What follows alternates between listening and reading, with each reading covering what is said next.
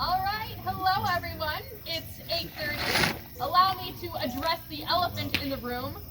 I think some of you may have come for Chris Gwynn, who's taller, a wee bit more masculine than myself. I regret to inform you he had to step out this evening, and so I have taken over to ensure that there is in fact still a Campfire program. So if you have come here and you've looked at the screen and gone, that is absolutely not the topic I signed up for, you're not losing your mind. There was a last-minute switch, and I hope my substitution will be acceptable for the time being. My name is Rachael Nicholas. I'm the park historian here at Gettysburg, a former seasonal ranger, and tonight I'm going to be presenting research that is actually from my dissertation titled To Ransom a Borderland, Slavery, Emancipation, and the Second Maryland Campaign. Now that term, Second Maryland Campaign, it is a wee bit misleading. It's formally a part of the Valley Campaigns of 1864. It's sometimes referred to as Jubal Early's Maryland Campaign or Jubal Early's Invasion, but I'm presenting it as the, quote, Second Maryland Campaign because tonight we're going to be looking at some of the differences between the first and second and evaluating why those differences occurred. And those differences that I will be highlighting, namely how Confederates regard Maryland and how they treat it as a state when they come in 1864, that is going to be radically different than it was in 1862. Because the attitude of many Confederates in the South, but also of soldiers on campaign towards Maryland, is decidedly less positive than it had been in 1862. You can gather that just from a handful of the quotes I've included on the board. For example, the Richmond Enquirer is going to bemoan in February of 1864 that, quote, Maryland, Kentucky, and Missouri were all lost, and that the Southern Army should dispense with offensive military operations and attempts to encourage those states to be interested in joining the Confederacy. Because those three states, in addition to the state of Delaware, throughout the Civil War, are what is known as border states. These are states that are in many ways regarded as culturally Southern because they still have the institution of slavery. However, unlike states such as South Carolina or Georgia, they have chosen not to secede. They remain with the United States forces throughout the course of the war. And in 1862, many Confederate soldiers looked at Maryland as a prospective fellow Southern state that would eventually secede and join the Confederacy. By 1864, you're getting quotes like this. Say the one from Charles Conrad, who says Maryland was one of the United States and was on the same footing with Massachusetts. That's important for this program. In saying that Maryland and Massachusetts are the same, he's saying Confederate military policy towards Maryland should be no different than it would be towards Massachusetts. In other words, it should be regarded as an enemy of the Confederate states. William Miles similarly states that the Confederacy could, quote, not recognize Maryland as being one of us as long as she sends senators and representatives to the Yankee Congress voting on the blackest of measures, one of which we will discuss largely today is the abolition of slavery in the state of Maryland, which you may not have known actually occurs before the end of the war and before the 13th Amendment. Because Confederate soldiers and others are able to increasingly, in 1864, regard Maryland not as a fellow sister state of the South, but as an enemy northern state, that's going to affect the approach they take towards Maryland with regard to military policy. That's a nicer way of saying that Maryland will not be treated in 1864 as it was in the year 1862. Throughout the summer of 1864, largely the early week of that early period of July 1864, Jubal Early and his men are going to make their way into Maryland, and they're going to ransom several towns. By ransom, I mean they say you have to pay this particular price or provide this many goods, otherwise we will burn your town. Understandably, they would not have done that in 1862 when they wanted Maryland to join them. By 1864, they're not as concerned with that. So you'll see the ransoming of Hagerstown first on July 6th, followed by a partial ransom that's not fully successful in Middletown, in Frederick County. Also in Frederick, famously, the ransoming of Frederick City itself. then later, at the very end of July, very beginning of August 1864, there will be attempted ransoms over in Hancock, Maryland, up in the western portion of the state, and Cumberland. This struck me when I was doing my research for my dissertation because I was thinking, largely when I went into it, from an 1862 Maryland mindset, and I wondered, all right, so Confederate forces in 64, they're using threats, they're engaging in ransoms, something they never did in 1862. Why does that change? Why does the South no longer view Maryland as a fellow sister state?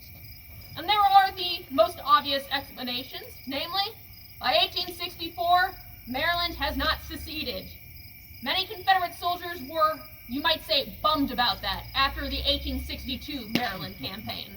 But some still held on to hope, even into 1863, when they're coming up through Maryland and ultimately going into Pennsylvania to fight here on this battlefield. Still some harbored the hope that Maryland might secede and join the Confederacy. By 1864, that is no longer the case. And I'm arguing in my research and in this presentation that part of the reason why they no longer see Maryland as a sister state, part of the reason why, is Maryland in 1864 is in the process of abolishing the institution that makes it a border state. They are eventually going to abolish slavery that will be put into effect November 1st, 1864. But earlier throughout the year, there was an extensive debate. In fact, there was a debate about even whether or not a constitutional convention would be held in 1864 to create a new state constitution.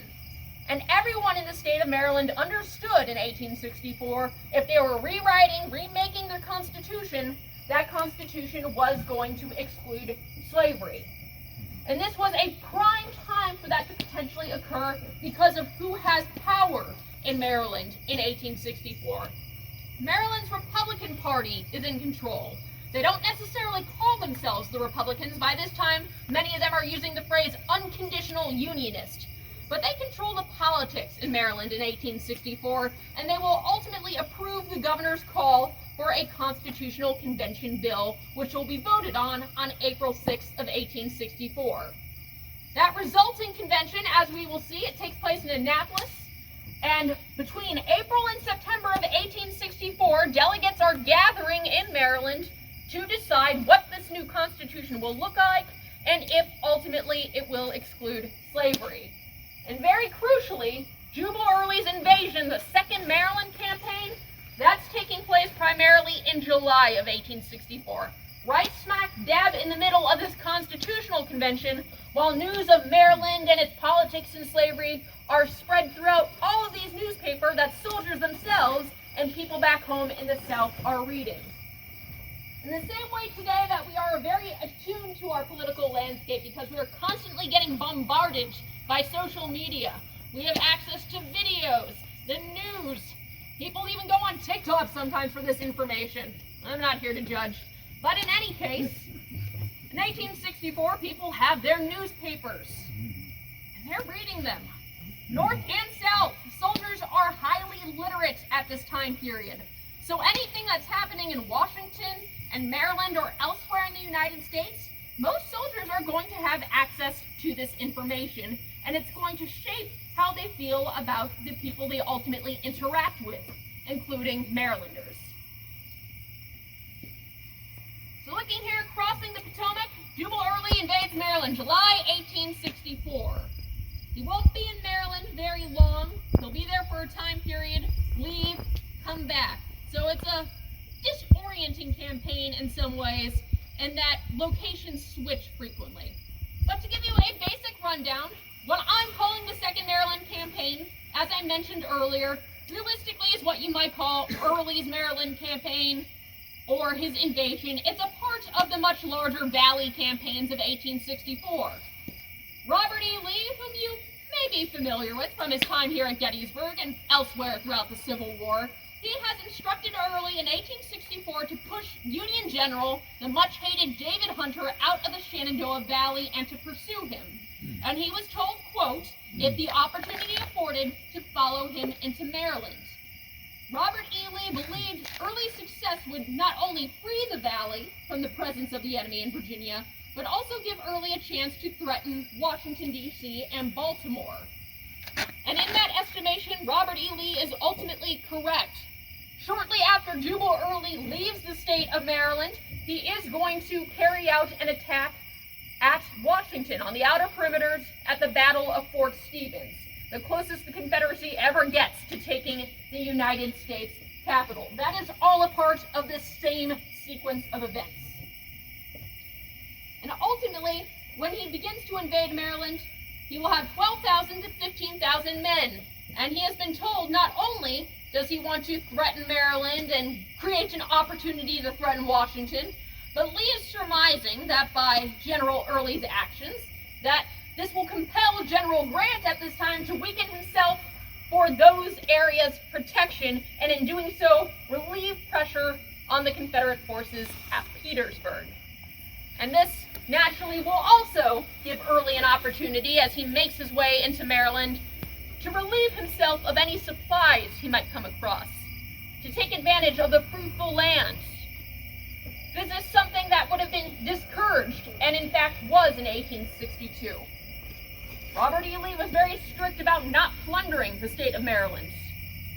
But now in 1864, things are different. Maryland does not seem to be the hopeful promise that it once was for joining the Confederacy. It's not as war-torn as other states south of the Mason-Dixon line, and so this campaign, or this portion of a campaign, if you want to view it in that light, is a prime opportunity for Confederate forces to get much-needed supplies, which they will do with great haste as they make their way into Maryland in early July 1864. Unionists as well as secessionists living in Maryland, because Maryland, despite being a Union state, absolutely does have a strong secessionist contingent, has a strong population of those who would prefer to be with the Confederacy. Both of these groups, despite their very divergent political opinions, are appalled by the raiding and the plundering that takes place. And if you read any civilian accounts from Maryland in July of 1864, they are going to be complaining relentlessly about what was taken. For example, Jacob Engelbrecht, whose name I'm probably horribly mispronouncing, and I apologize to him, of Frederick, Maryland. He wrote in his diary a very extensive record that, quote, "The robbing of horses about the county was general. Some estimate the value of the horses taken at about $1 million. These are simply awful times." And that's just one quote I choose to highlight from his diary. He wrote up until pretty much the day he died a very thorough account, and he was talking with much frequency throughout the month of July about what occurred in Maryland, and this is not the only quote he writes to that effect. Several Confederates, as a part of this campaign, will also resort to violence in a way that they were absolutely told not to do in 1862. For any Marylanders they encounter, whom they tell, "Give us your stuff, be it a horse or bread, the supplies you have," they would demand what they had asked for, and if they didn't get it, they would threaten violence, which resulted in at least one man, George Blessing, a 70-year-old, I believe he lived in Montgomery County, Maryland. He decides to return the threat of violence by shooting the actual soldier who threatened him, killing the man James Stowers of Bland County, Virginia, and wounding one other. An African-American woman living in Rockville, Maryland, also Montgomery County, she will talk about her experiences and the general plunder that she witnesses across the land, stating to the Washington Chronicle that Confederates, quote, "left things in such a fix that the people will have to pile sugar in at the roots of the corn to coax it to grow, for they'll have nary a beast to plow it with. Not only is the ground, in other words, uprooted, destroyed, no beast to plow with. All the horses are gone." Maybe not every single one, but that is the primary thing that Marylanders are going to report on. Very similarly, the Gettysburg Campaign, 1863, you'll see civilians reacting in horror at the prospect of Confederate invasion, and the one thing they aim to protect most of all amongst their property would be the horses. Same in 1864.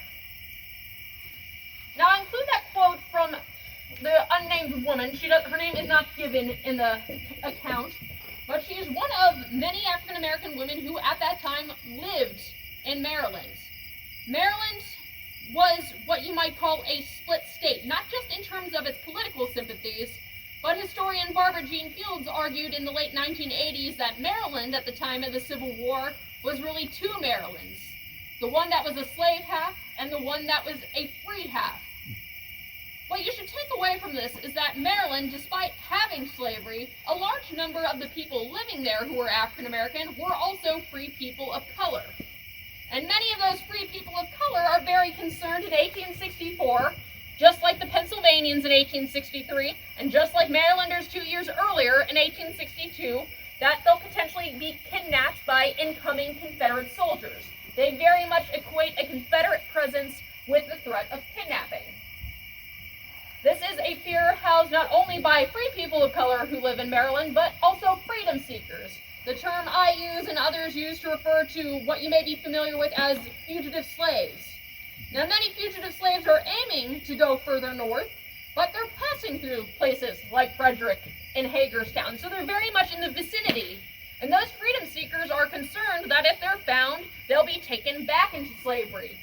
Freedom seekers in the almost westernmost part of Maryland, in fact, are so concerned in Cumberland that they're taking up their line of march, according to one newspaper account, which states that they were in search of a more secure locality than Cumberland in the event that the rebels should force an entrance, which they almost will at the end of this campaign. Otho Nesbitt, who is a prominent enslaver in Clear Spring, Maryland, Washington County, not very far from here, he described in his diary, quote, how everything made for the mountains, men, mules, horses, boys, African Americans, all to avoid a confrontation with Confederate soldiers. He'll note that 2 of the boys who escaped, 2 of the younger children, are in fact children of the woman he has enslaved by the name of Nance Gillis. And I mention Nance because she is actually an ancestor of the woman you see on the screen here, Jean Howard Green.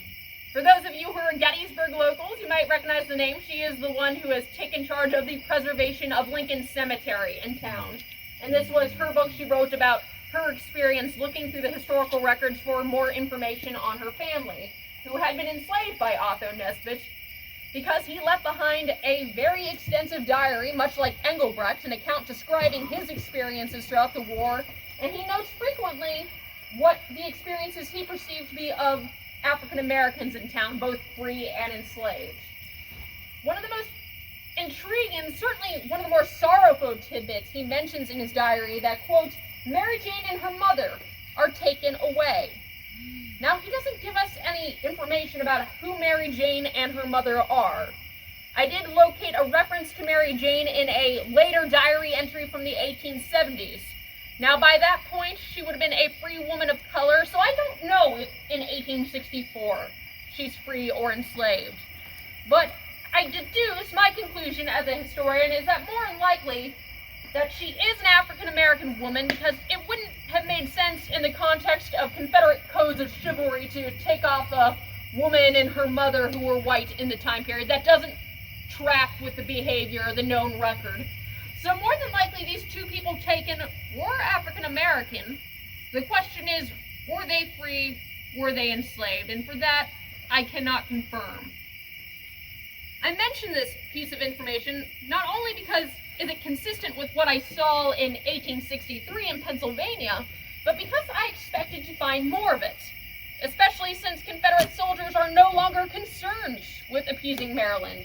I wondered if there were going to be mass examples of kidnappings, like you saw in Chambersburg or in Greencastle in 1863. I didn't find a strong number of references to that beyond the one I have on the screen. An absence of sources, of course, does not mean it did not happen. Some things just don't make it in the historical record, which is why we have to peel apart the layers and read in between the lines when we're doing research of this nature. But I wanted to put it on the board as an example of at least one kidnapping that did happen, and potentially there may have been more, but this is the one that, at least for this evening, I was able to locate.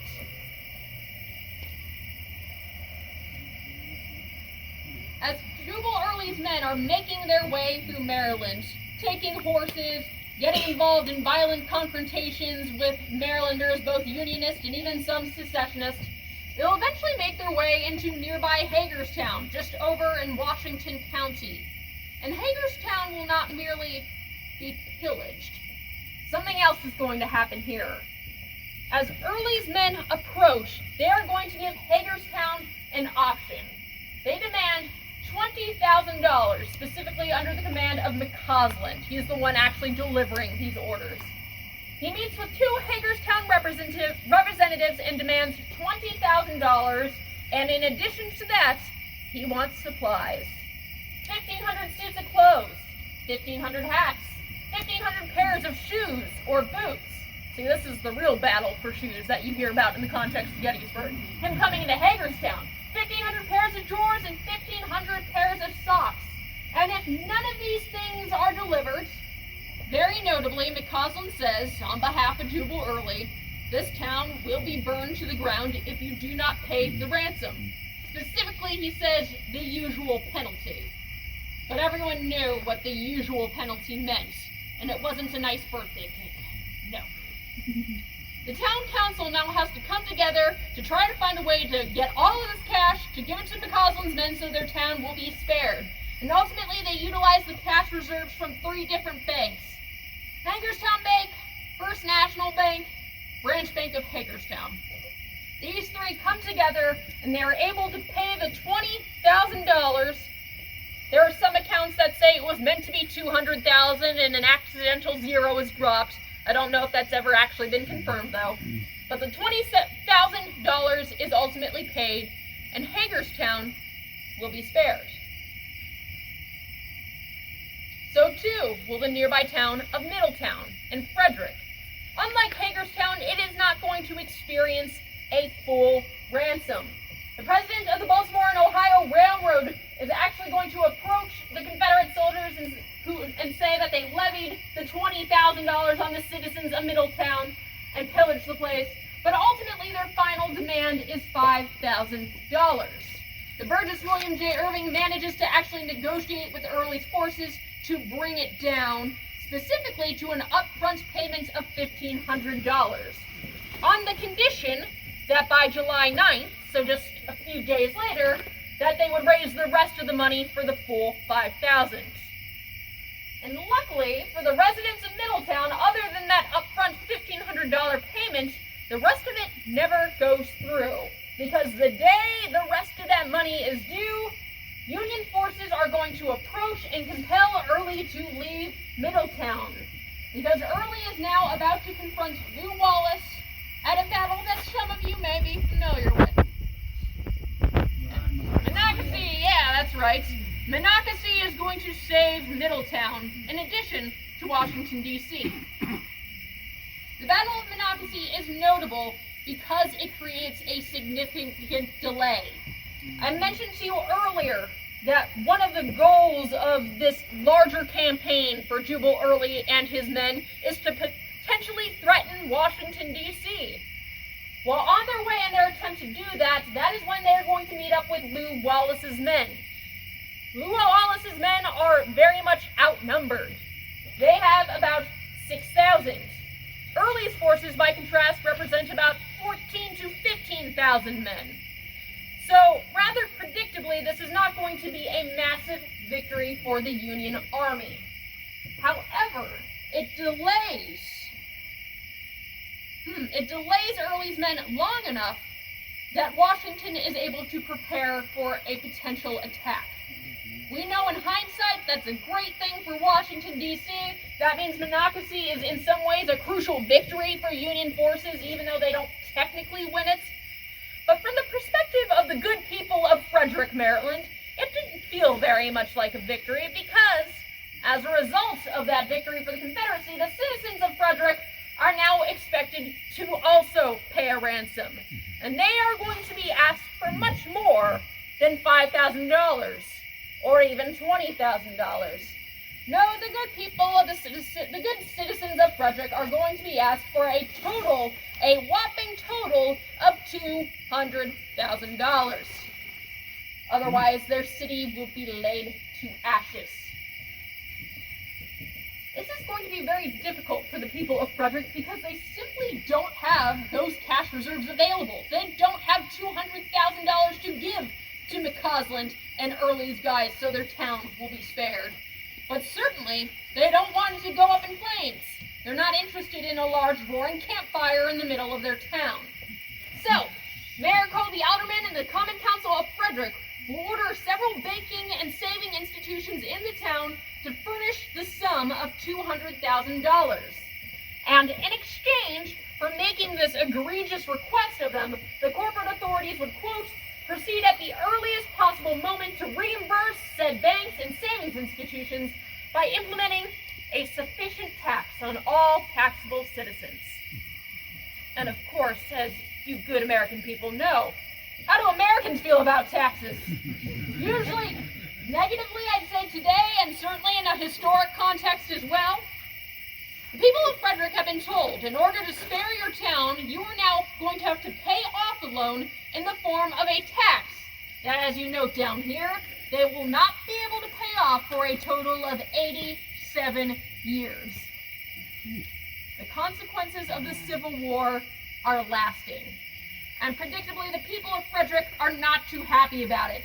The editor of the Frederick Examiner will actually condemn the whole meeting that took place as illegitimate. But ultimately, it goes through because the town does not want to be burnt to the ground. And it is spared, although the citizens will continue to be taxed, as noted, for a rather prolonged period of time.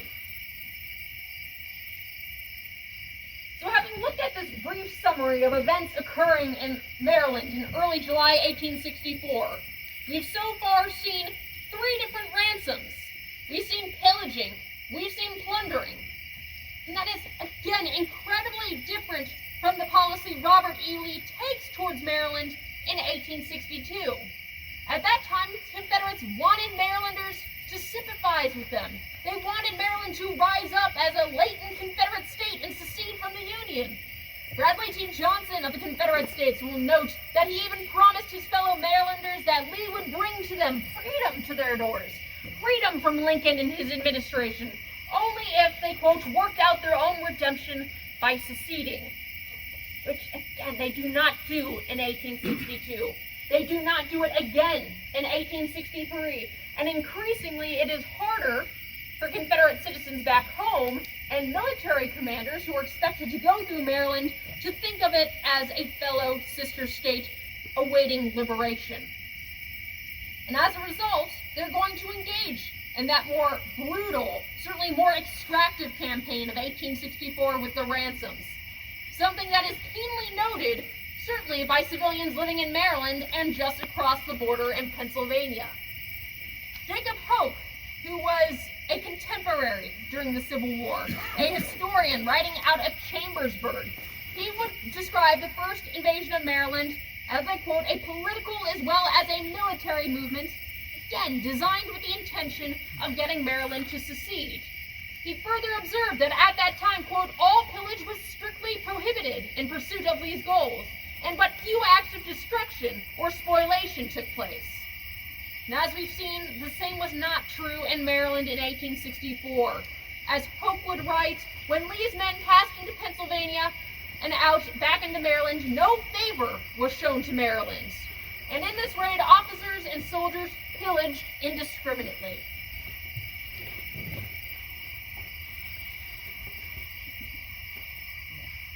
And that's understandable when you look at the Confederate perspective, as they go into the state of Maryland, and no longer regarding it as a fellow sister state. Instead, they describe it as being a part of Yankeedom, or at least one soldier does. Early's orders in that way signify a turning point. No longer is the Confederacy conciliating Maryland. It is treating it like any other northern or Union state. It is treating Maryland, in essence, like Massachusetts or like Pennsylvania just across the way. The editor of the Daily Progress, for example, would write in North Carolina that he was happy to see this refreshing, quote, turn of events and the consternation caused in Yankeedom by the invasion of Maryland and Pennsylvania. His statement indicates again that Maryland, like Pennsylvania, is now a part of Yankeedom, something that such people would not have said in 1862. We also have a similar quote coming from Basil Gildersleeve. What a dignified name. He was a classicist. That's exactly the kind of name you would expect from someone who studies ancient history. Basil Gildersleeve would also celebrate the Battle of Monocacy because he says Confederate victors, quote, destroyed the prestige of Northern success on Northern soil. So, taking it one step further, he doesn't just call Maryland a part of Yankeedom. He says straight out in his own words that he considers it to be Northern soil. The question then is what? Yes, first and foremost, because Maryland has not yet seceded, the war is going on, it's brutal. We are not yet at the end, the conclusion. Maryland still hasn't seceded. These, of course, are first and foremost reasons why states like Virginia, South Carolina, and North Carolina are not going to regard Maryland favorably anymore. But in my research, I found that discussions about the state of slavery in Maryland also played a role in influencing Confederate perspectives of that state no longer being one of the South. This deterioration is something that does not happen overnight. The fact that Maryland would go on to eventually abolish slavery in 1864 was absolutely not a given in 1861. But the events are put in motion at the very beginning of the war as enslaved people engaged in self-emancipation as freedom seekers, or in the rhetoric of the time period as fugitive slaves, by flocking to Union lines. They did this in many ways with the blessing of the Union Army. For those of you who are not familiar with the story, General Benjamin Butler, operating out of Fortress Monroe in Virginia in 1861, he would encounter a group of enslaved men who approached him essentially asking for protection and not to be returned to slavery. And they had made the case that they had been working on behalf of Confederate forces, digging entrenchments, working on a fort. Their labor was being used to further the Confederate war efforts. And taking that information, Benjamin Butler comes up with a rather ingenious solution to the problem he's faced with. Mind you, in 1861, Abraham Lincoln, whom some of you might have seen, is dangling from my ear as an earring at the moment. Abraham Lincoln in 1861 is not looking to offend the state of Maryland because he's worried about Maryland seceding in 1861 and 1862. So he doesn't want to be yet seen as taking a strong stance on something like abolition. He doesn't want to make that the forefront of the war efforts. But at the same time, Benjamin Butler doesn't want to send these men back over to the enemy territory for their labor to be used against United States forces. So his conclusion is, if your labor is being used against the United States, that means we can take you as contraband of war, because the Confederacy regards you as being property, which means we too can regard you as property and use that as our justification for not sending you back. The title contraband is in no way flattering. It is not a term you will generally see African Americans use for themselves in 1861, 62, 63, etc. But the development of this contraband policy that makes the Union favorable to receiving people escaping from slavery will get events rolling, will precipitate what eventually becomes the Emancipation Proclamation. This is just the early phase in building toward that.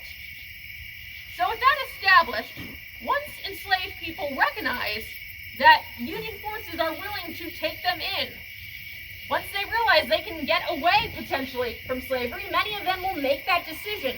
They'll flock to the Union Army whenever they find it. They'll go to Union lines. They will seek out Union strongholds.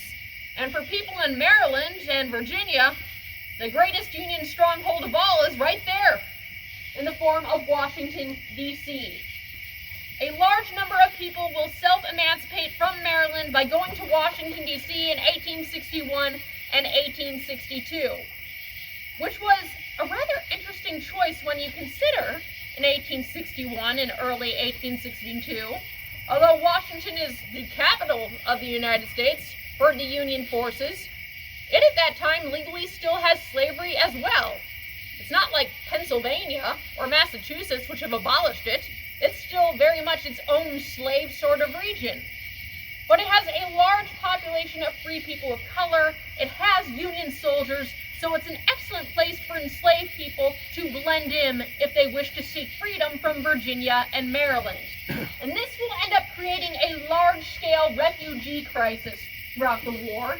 And in some cases, legitimately free people of color living in Washington or coming to Washington will find themselves put in jail on suspicion of potentially being, quote, fugitive slaves with loyal Maryland owners. Mind you, under these contraband policies in 61 and 62, enslaved people could be brought into Union lines. That was encouraged. But if they belonged to someone who was loyal to the United States, especially in a border state like Maryland, the policy at that point was to send them back to slavery. So with all this resulting ambiguity about who's free, who's enslaved, this will become one of the talking points that actually results in Washington, D.C. abolishing slavery in April 1862. Something, as you might gather, Maryland as a state is very, very unhappy about. Representatives from Maryland will complain quite bitterly that Maryland as a state would have never given up its land to the federal capital if it had known slavery would be taken away from that federal capital. Because in their mind, they believed if Washington became a stronghold for freedom, if slavery was abolished there, that everyone who was enslaved within Maryland and Virginia will seek freedom there. And they weren't terribly wrong about that, guys. Thousands of people from Maryland and Virginia will make their way into Washington, D.C. after slavery is abolished there, contributing to slavery's decline in the state of Maryland. That's not all. I mentioned at the very beginning of the presentation, Maryland politics in 1863 moving forward, is increasingly going to fall under Republican control, under the control of the unconditional Unionists, many of who say by 1864 that they consider slavery to be dead as an institution because it's been hemorrhaging so many people as they seek freedom over the war to D.C. and elsewhere. They say, what is even the point of keeping slavery in 1864? It's not that they're abolitionists who believe in egalitarianism and racial equality. They just essentially say there's no longer any point in maintaining slavery if it barely exists anymore in 1864. Take that quote from Jacob Wickard up there, publisher of the Civilian and Telegraph out of Cumberland, Maryland, out to the west. He writes that he's someone who recognizes in legal form the fact that slavery was an extinct, dead institution. And in the context of this article, he's actually objecting to being called an abolitionist. He says that he and other conservatives do not want to be called abolitionists just because they support the end of slavery in Maryland. Because they say voting for the end of slavery in Maryland in 1864 doesn't make them abolitionists. They say it just means they're realists who recognize that slavery as an institution is on its last leg. Similarly, Unionists from Frederick County declare that slavery, quote, had ceased to be of any considerable money value by 1864. It possessed but a lingering existence. So take note of this language, the rhetoric of death and disease wasting away. This is how metaphorically slavery is being portrayed in Maryland in 1864. Delegates at Baltimore's Unconditional Union Convention, which included emancipationists as well as those who formerly regarded themselves as more conservative on the issue of slavery. They say that they gather at this, according to the newspaper article, they gathered at their convention and they, quote, denounced the skeleton of slavery and all who still clung to it. Now this was unusual from some people's perspective. There were quite a few Marylanders, mind you, who still very much support slavery. They want to keep it, and they're baffled by all these people suddenly saying slavery is dead, let's just get rid of it. One man will actually even ask, whence comes this change? Why are we saying this all of a sudden? What has possessed Maryland to suddenly want to abolish slavery when it never would have considered such a thing in 1861? And a big part of that is political rhetoric and political theories that have developed over the course of the war. The Republican Party at this time in Maryland, the Unconditional Unionists, they increasingly believe that in order to support the war, that means supporting the Lincoln administration. Fine enough, that makes sense. But then they make another conclusion, and that meant that opposing the Lincoln administration in any form, meaning any objections to anything the Lincoln administration did, increasingly, in Northern definitions, that was perceived to count as treason. So that meant, by 1864, after the Emancipation Proclamation, emancipation is fully a part of the Union war agenda. For those in Maryland who want to present themselves as loyal to Lincoln and the Republican Party, those who want to say we are proud Unionists, increasingly that means espousing their support for emancipation, which meant the reverse. In this case, not supporting emancipation, according to their logic, was being treasonous. So Republicans in Maryland denounced slavery and union as incompatible, and in that way they directly or indirectly accuse ostensibly loyal Marylanders as actually being treasonous if they oppose emancipation. So you can see where I'm going with this. In Maryland in 1864, it's very difficult to say I support the Union, but I continue to support slavery, because those who had political power at that time would construe that as you are treasonous, you are secessionist, and you are supporting the Confederacy, which was not necessarily true. There were quite a few Marylanders, like Otho Nesbitt I mentioned earlier. He literally enslaved people. He was very invested in slavery because he was a slaveholder. And yet he considered himself to be a loyal Unionist. But according to the political rhetoric of 1864, someone like Otho Nesbitt had to reevaluate his stance on slavery. Take a look at some of these quotes. The Frederick Examiner, for example, which was very much a pro-emancipationist paper, it wrote about the eradication of this atrocious system of human bondage. It said that by abolishing slavery, Maryland would, quote, vindicate every drop of blood shed for the suppression of this unholy rebellion. And in doing so, it would elevate American citizenship to that noble standard of free and equal rights designed for it by the sires of the Revolution. That's some powerful rhetoric here. We're not just talking about the Civil War now. They're bringing up the Founding Fathers. They are invoking the birth of the American nation and saying, if we continue to support slavery, we are undermining everything that America as a nation stood for at its birth. Language like that, again, is going to make it very hard for someone to say they support slavery and simultaneously support the Union, because those two things were not seen as incompatible in the state of Maryland in 1862.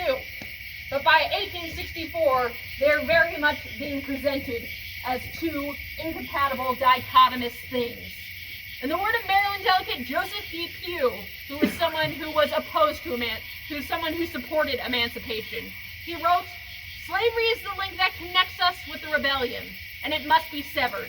I make the charge and refutation that slavery was the cause of this rebellion, and that inasmuch as we sympathize with or attempt to bolster up or defer the obliteration of slavery in this state, by just so much do we sympathize with, bolster up, and defer the crushing out of the rebellion." There it is, straightforward. If you support slavery, you're continuing to support the Confederacy. That is the language that Marylanders are imbibing in 1864. That is what is being communicated to them from the halls of political power. And that message that Marylanders are receiving, well, guess what? People in the South are hearing it too. They're reading it in newspapers. This isn't confined to just Maryland. So members of the Confederacy are reading about these declarations. They're hearing them. And this political rhetoric is shaping their perspective about Maryland as a state. J.L. Pennington, I mentioned him earlier with the Daily Progress. He is probably the most stringent critic of the state of Maryland, at least of those newspapers that are available on newspapers.com. J.L. Pennington writes that Maryland is basically an emancipationist and abolitionized state. He writes, "Who would insult the intelligence of the real advocates of Southern independence by asserting that Maryland was with us in sentiment, feeling, or action? The last 2 years had demonstrated that Marylanders were, quote, or a large majority of them were opposed to slavery." Again, not necessarily true. Many Marylanders do still support it. But from the perspective of J.L. Pennington, hearing what he's hearing coming out of the state of Maryland, that's not what it sounds like. William Holden of Raleigh's Semi-Weekly Standard similarly says he agrees that Maryland was not a Confederate state. he writes that the Confederate States should not fight blindly on the verge of ruin for states that are against us, like Maryland, Missouri, and Kentucky. Again, all examples of border states. Now, I do keep mentioning, not all Marylanders feel this way. Many Marylanders are not in support of emancipation, and they did make their opinions known. Maryland's Democrats were not particularly happy about being told they were a part of an abolitionist state. They did not agree with that sentiment at all. Take Samuel H. Berry of Prince George's County. He said that, quote, the people of his portion of the state were so intimately connected with the institution that they struggled to even discuss emancipation. That's how much they hated the idea of it. They did not even want to say the word. That was their Voldemort. They're not going to mention it. Charles Cole, writing for the Maryland Union, says he felt that Marylanders were not dream of changing their constitution at a time like this if they were left on their own. In his opinion, the only reason emancipation had come up as a subject to be written out of the Constitution of Maryland in 1864, he says this is the result of external forces. This is the result of influence from abolitionists from other states who are compelling the craven dogs in Maryland who hold office under them to execute their base designs. Well, Marylanders are coming out and saying, hey, this is not necessarily true. A lot of us are still sympathetic to slavery, some of us even sympathetic to the South. But ultimately, quite a few Marylanders will be not just talking about slavery as something that's dying, many of them are simply resigned to the decline of slavery. Because beginning in 1863, not only are they continuing to see people seek freedom, but now all of a sudden the United States has authorized the recruitment of enslaved people in Maryland. The United States colored troops are taking form, and they are now finding more soldiers in the state of Maryland in the form of enslaved people. Something that even most Democratic Unionists were willing to support as long as the enslaver was okay with it.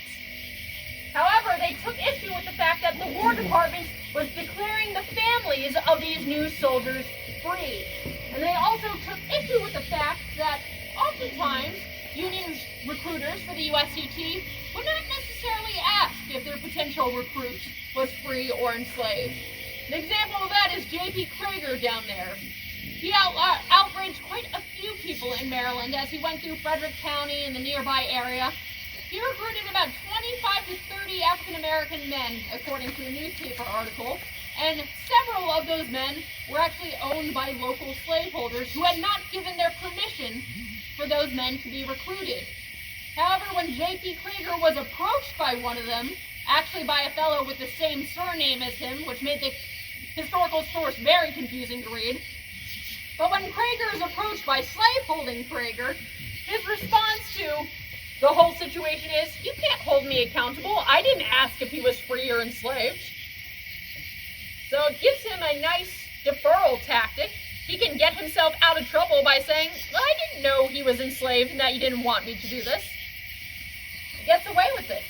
You can tell that because if you actually look at some of the recruitment rosters for the USCT out of Maryland, one of the men he enslaved, his name is written down there on the roster next to the phrase, freed by Krager.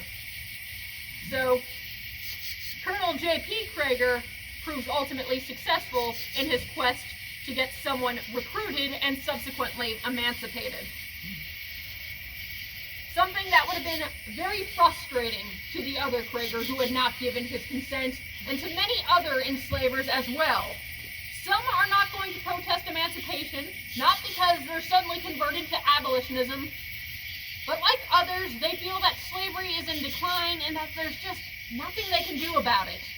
Curtis W. Jacobs, for example, confides in his diary and account book that 6 of the men he enslaved had all again gone to the boat at Snow Hill in Worcester County to enlist as soldiers.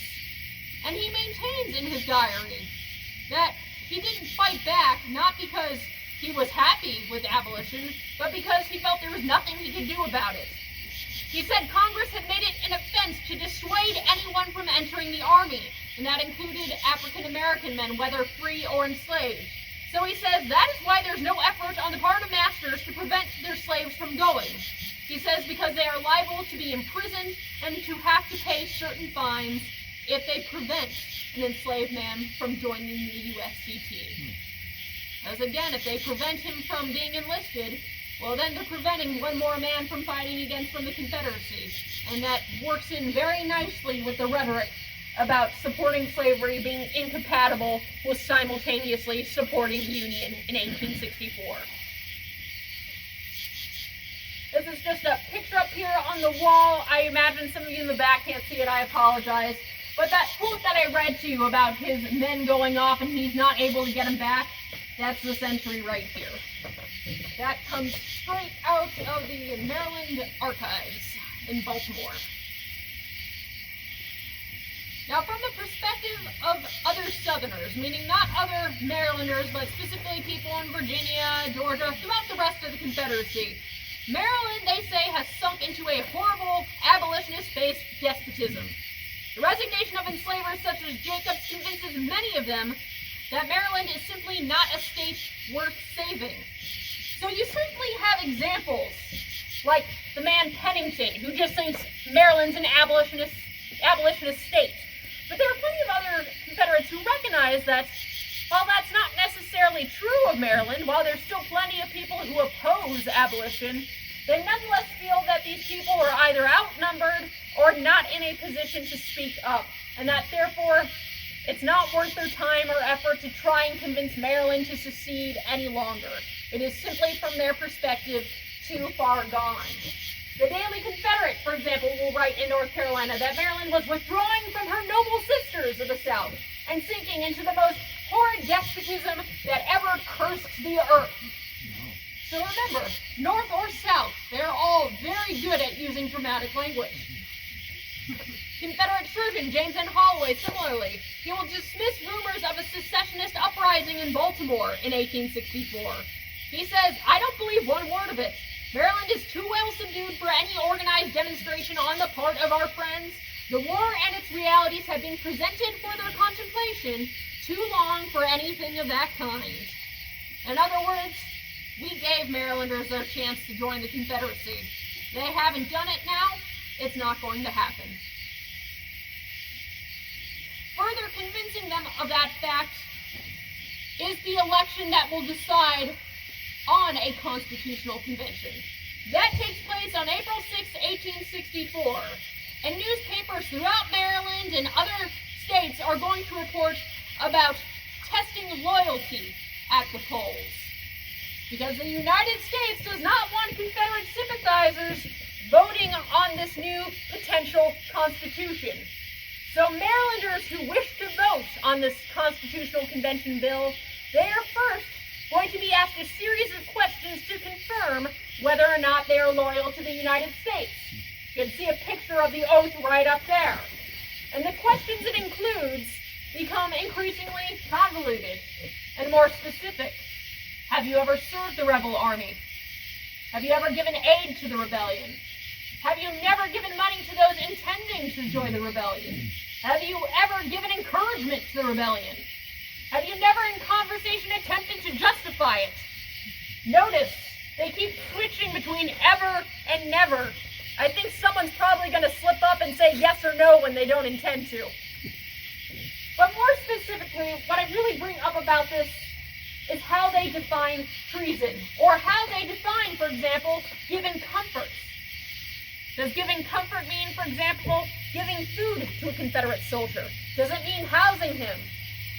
According to those asking these questions, giving comfort to the rebellion just means expressing support. Saying a kind word isn't enough to have you criticized as a secessionist who is committing treason against the United States. Saying that you liked someone in the Confederacy, that could be enough to say you are no longer qualified to vote. And when stories like this are circulated into the newspapers, that is certainly going to confirm to many Confederates that Maryland is sinking under a despotism that it can't fight against. Especially when the results come out. The vote on April 6th to see whether or not Maryland will rewrite its constitution, which again, everyone knows means if there's a new constitution, slavery is probably going to be excluded. The vote is 19,524 against, 31,593 for.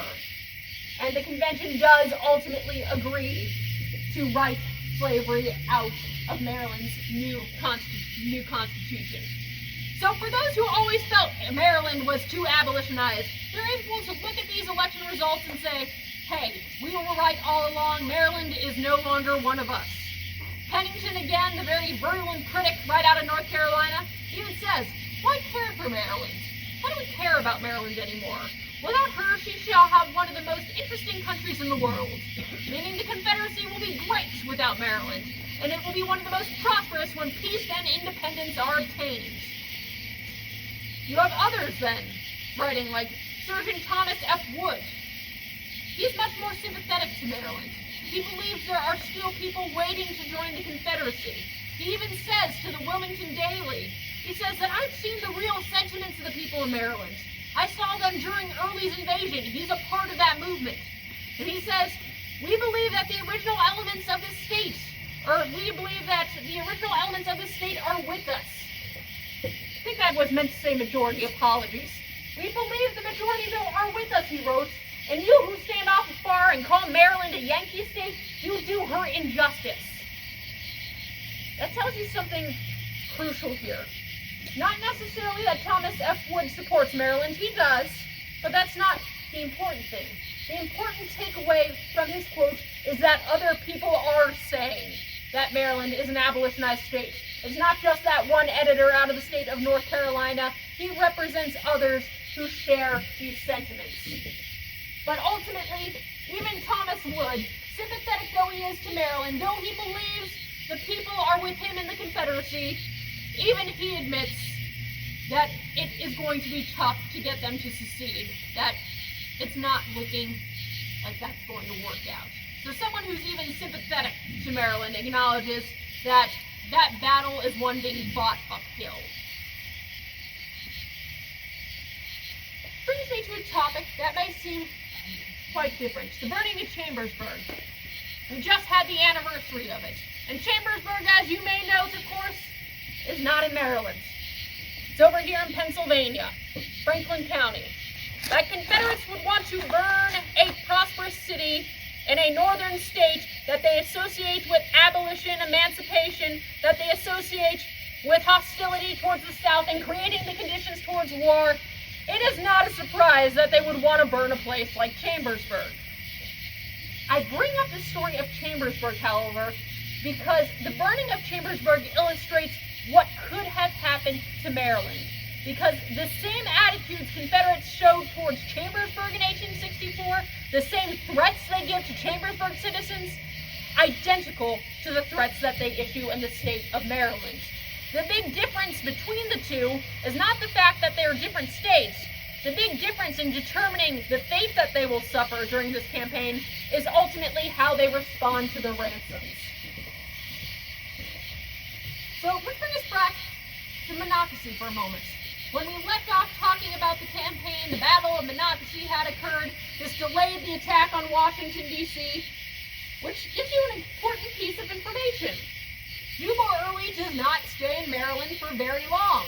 After the battle at Frederick, the Battle of Monocacy, his men are going to withdraw from Maryland and make their way to Washington, where they'll fight on the 11th and 12th at the Battle of Fort Stevens.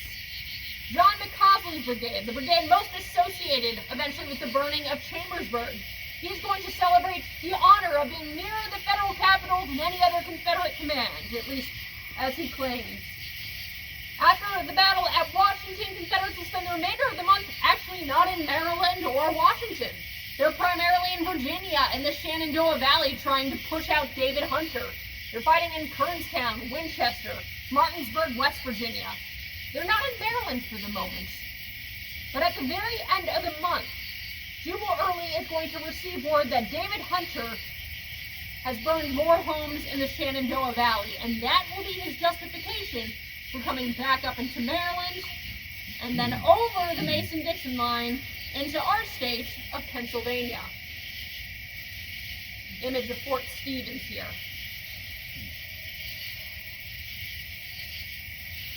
Dave Hunter is very much hated by Jubal Early and really anyone else in the Confederacy.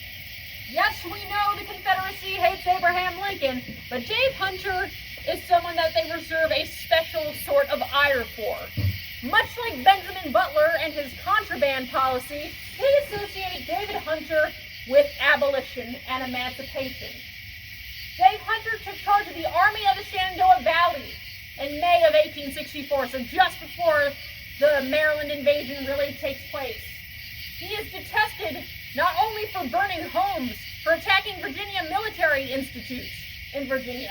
Not only for those actions is he despised, but he is regarded as a fanatic abolitionist, not just by his enemies in the South, but by plenty of people in the North as well. That is because David Hunter would recruit freedom seekers as soldiers in South Carolina without the War Department's approval in 1862. Going one step further, David Hunter in 1862 issues what is known as General Order Number 11. He declares that all enslaved people in Florida and Georgia and one other state, I want to say South Carolina, are to be emancipated. He does not have Washington's approval to do this. He does not have Abraham Lincoln's approval. He has essentially said 3 whole states have been emancipated. Now that order will eventually be rescinded, but it's certainly enough to give him a reputation in the South as being a hated abolitionist. And then on top of all that, he goes and burns Virginia military institutes. And then he burns 6 to 8 more homes in July of 1864. And because of that, the initial reason given for going back to Maryland and Pennsylvania, the reason Early gives is that it is now time, because of what Hunter has done, to open the eyes of the North to the Union atrocities they had committed by an example in the way of retaliation. And that's going to culminate in the burning of Chambersburg. But I want you to take into consideration just a little bit of context here.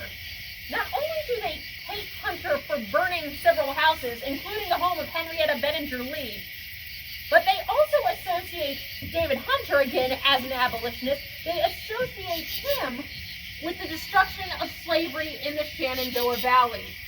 So when they condemn David Hunter for the burnings that he commits, they often invoke rhetoric that calls back to abolition and emancipation. Take, for example, Henrietta Lee.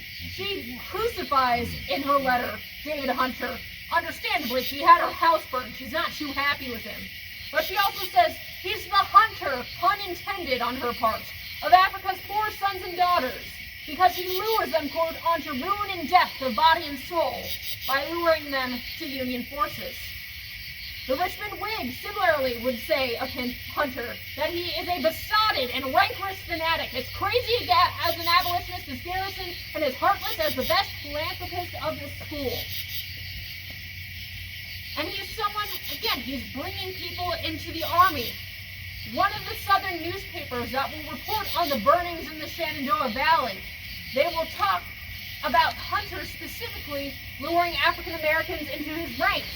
And one of the examples they give is of a young African American man who had been owned by the McHugh family. Now he leaves slavery, he leaves the McHughs. But according to this newspaper account, in 1864, he comes back with the Union Army, and he goes up to his old mistress and curses her out in the foulest and most profane language that was ever to be heard. This is an example, this is a story that was used to illustrate how the racial hierarchy in Virginia that had been predicated on slavery is being turned upside down by the events of the Civil War. And it is in that context, ultimately, that Early's men are going into Maryland and Pennsylvania. They're thinking about the destruction of the valley physically, and they're thinking about the destruction of its traditional labor force. So, the very end of July, 1864, John McCausland, you see here, carrying out Jubal Early's orders, he will approach the city of Chambersburg. And on July 30th, he will have orders that if those citizens don't pay a certain sum of money, that he is to burn it to the ground. The requested sum he makes is a demand of $100,000, a rather significant sum in gold, or $500,000 in Greenbreast. And the citizens of Chambersburg, when they receive this demand from McCausland, according to Jacob Hoke, the historian of that area, they quite literally laugh in his face. They don't expect him to actually carry out these orders.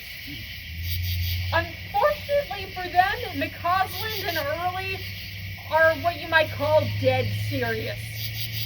When they are refused, when they are rebuffed, when they realize they are not getting their money, they carry out the orders as instructed, and the burning of Chambersburg will commence. McCausland will say after the fact that it was not something he wanted to do, that he took no great pleasure in burning Chambersburg. But for all that, he wrote, he could see some justice of Early's demand because Frederick and Hagerstown, after all, they had paid him ransoms, and he had every reason to believe that Chambersburg would do the same when ultimately it did not. It's important to me that he points out that other places had paid him ransoms. That is his indication.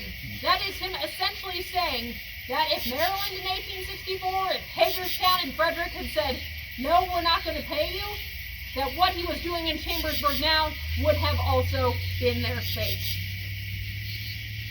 The burning will proceed.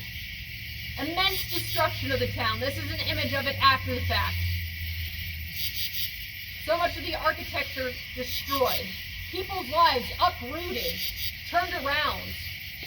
Notably, for African Americans living in Chambersburg, some of them will experience rather targeted and racialized attacks. While no white civilians are killed during the burning of Chambersburg, luckily only very few people are killed. But I don't think it's a coincidence that the people who are killed during the burning are African Americans. A sick black man, for example, is reported to have died after he could not escape from his home while he was pleading for the life of his elderly parents. The Valley Register reports that 2 black women who were fearful of captivity go and hide in a garret which was subsequently torched by Confederate forces. Confederate soldiers also attack symbols that they associate with abolition and emancipation. This is described by Hoke as well as others, that the Bethel Church in Chambersburg, because it was assumed to be an African-American church, it was specially selected for burning. A private residence in town will also be burned. It belonged to the county superintendent of schools. And because he was associated with teaching African Americans, he himself was also targeted. So while the attack on Chambersburg is large-scale, indiscriminate, it's not just happening to African Americans, for example. Everyone in that town is affected. It is worth noting that we do see particular instances that does appear to be an example of some form of targeting. And I reiterate, what happened in Chambersburg could have happened in Maryland, because after the burning of Chambersburg, that first day of August, we're back in the state of Maryland. People Early and his men McCausland, they are back in Maryland, and they are going to carry out again, or at least try to, another ransom. Early soldiers will go specifically to Hancock within 24 hours of the burning of Chambersburg. And just as they had before, they go forward with an order. You will either pay a ransom, or we will burn your town to the ground. And that notably actually shook up some Marylanders and the troops. After all, there are Marylanders serving with the Confederate forces. We see some of them here in Gettysburg in 1863. One of the ones we see here, sorry, I'm about to finish up, that was my warning mark. One of the Marylanders at this time who's with Early's men is Harry Gilmore. He is the author of 4 Years in the Saddle, which is a well-known primary source of his time with Confederate forces. Harry Gilmore is from Maryland, and when he learns that Hancock is to potentially be burned if it doesn't comply with a ransom, he's actually outraged on behalf of Maryland. He doesn't want to burn the town, and in fact, he makes the argument to other soldiers that the city of Hancock and the state of Maryland, generally speaking, had already given up so many men, had already shed blood on behalf of the Confederacy. So why now should it be ransomed? Why should it be threatened with burning?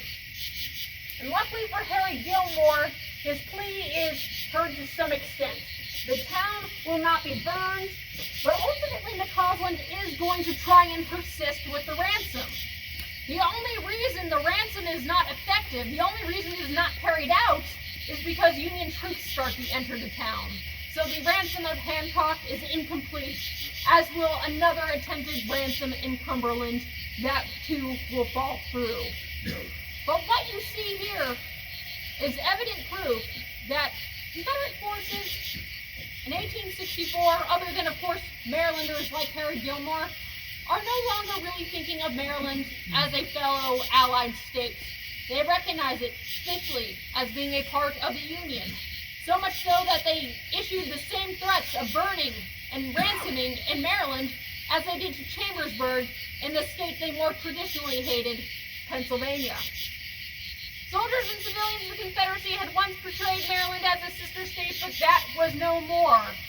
In large part because Maryland had not seceded, but as I hope I've conveyed in this program, that increasingly Maryland seemed less to them like a southern state because it was in the process of abolishing slavery. It seemed to many to have become too abolitionized. And it seemed that way because unconditional Unionists had power in the state, but because they had forged a rhetorical link between treason and slavery that made it more difficult for Marylanders to justify supporting it. And those views, those debates about slavery, the death of slavery, what should become of slavery in Maryland, that is being circulated in newspapers and communications throughout the South. So by 1864, it is so much easier for Jubal Early's men, for McCausland's men, to consider ransoming or burning Maryland towns because they no longer think of that state as being with them. And that is ultimately confirmed when on October 12th to 13th, by a very slim margin, Maryland does vote to abolish slavery in its state and in its new constitution. Now I've gone a little past an hour. It's been about an hour 10. So as we look at this final slide, Emancipation in Maryland, it's a celebratory newspaper in Pennsylvania. I ask you, do you have any more questions?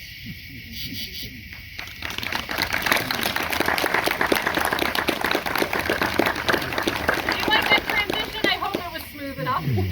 Well, thank you all for coming out. Thank you for sticking with me, even if you were expecting Chris Gwynn. I assure you, you have missed out by not having him here, but I hope I was an adequate substitute. I wish you all a wonderful evening. Get home safely, and if you're still here in Gettysburg with us tomorrow, continue to enjoy your time on the battlefield. Thank you and have a great night.